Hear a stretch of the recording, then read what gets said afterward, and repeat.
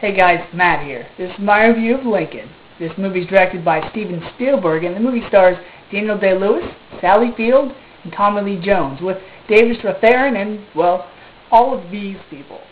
This movie had everybody, and I could tell you what movies these different actors are from, but it would take far too long.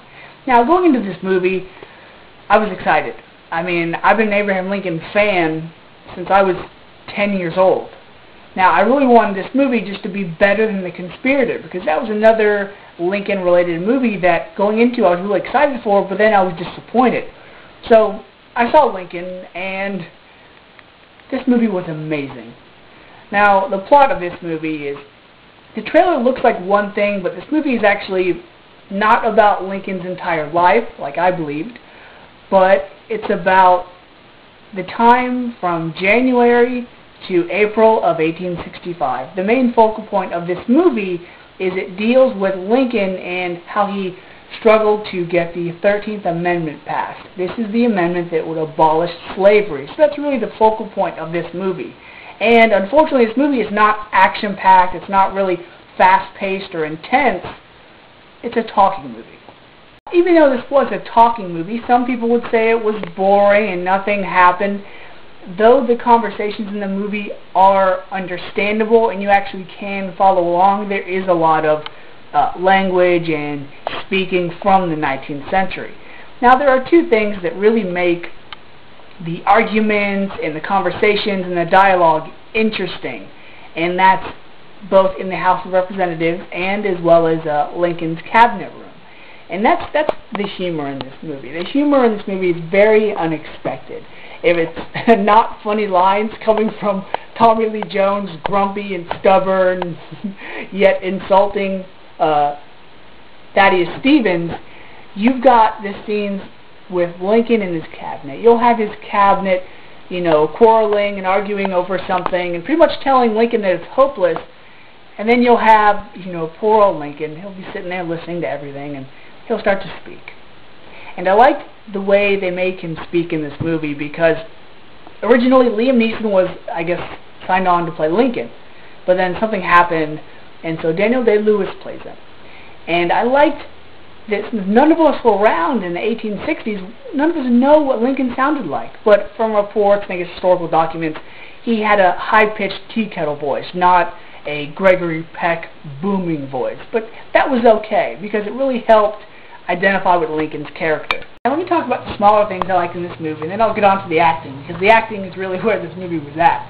Now, the costume design and set design were really, really good. I've seen some movies that, have been historical pieces in the past, and I was like, alright, that's okay, it gets the point across, but this movie actually made you feel like you were there with them in 1865. Their costume design was really good. Even their hairstyles, some good, some not so good. Tommy Lee Jones even makes a comment about his character's hairstyle in the movie. And these sets were incredible. They didn't have television back then. There was no technology back then. So every time they walked through the White House or they were walking through a town, it was like, yeah, it may seem plain and boring to us, but that was their life.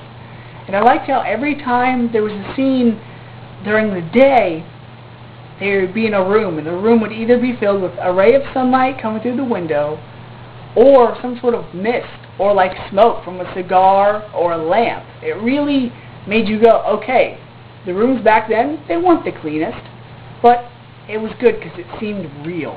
Now the acting. Let me start with the minor characters, like James Spader, John Hawkes, the guy who played the nice alien in Men in Black 3, I forget his name.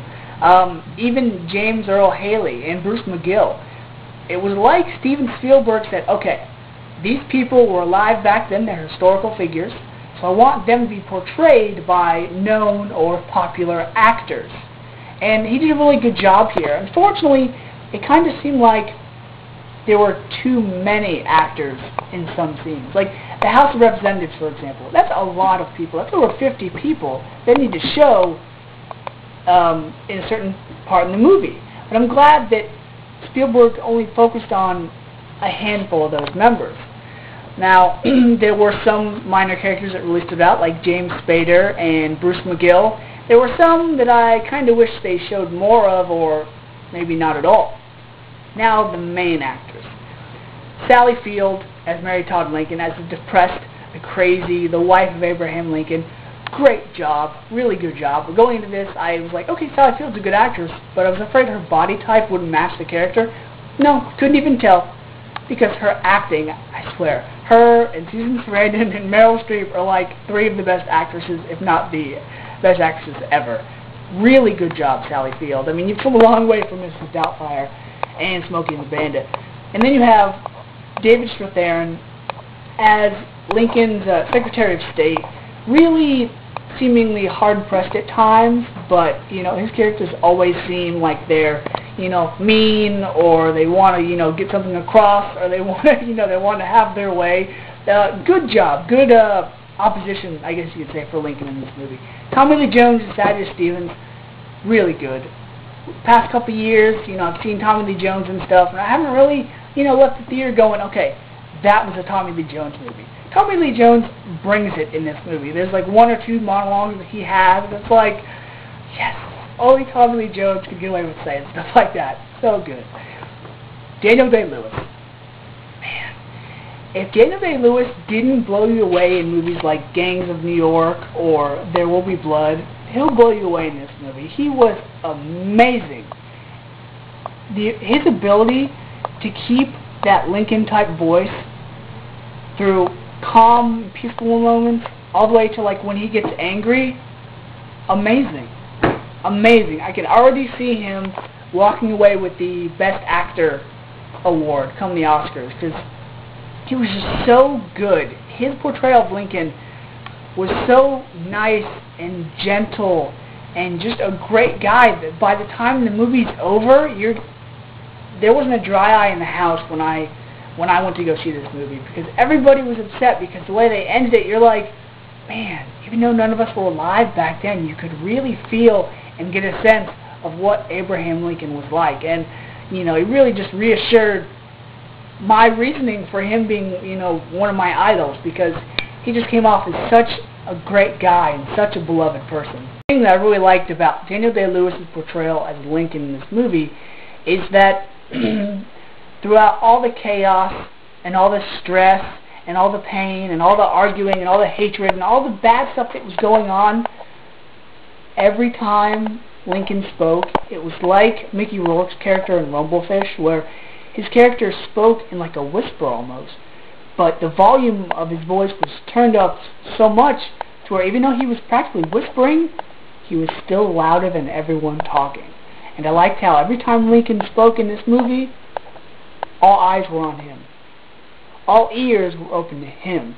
And I loved how, despite everything that was going on, every time he spoke, he would always start with like a riddle or a metaphor or an analogy or some joke that would make you forget about all the bad stuff that was going on, and it would just make you smile. And every time Daniel Day-Lewis was on screen, you were smiling. That's how good of a job that man did. Like I said, this movie is not the most fast-paced and exciting movie, but with a runtime of about 2.5 hours, it's not slow enough to where I was looking at my watch going, alright, this movie's got to wrap up. So if you're looking for something more along the lines of Abraham Lincoln Vampire Hunter, this is definitely the wrong movie for you. But if you want to seemingly be taken back in time with the help of amazing actors and Steven Spielberg, then I definitely recommend this movie. I also recommend movies like Gettysburg and The Day Lincoln Was Shot. They deal with Abraham Lincoln and the Civil War. And I'm also glad to say that come Oscar season, as far as the awards go, I'm pretty sure this movie is going to be taking home a whole bunch of them, if not all of them. So until next time, guys, see ya.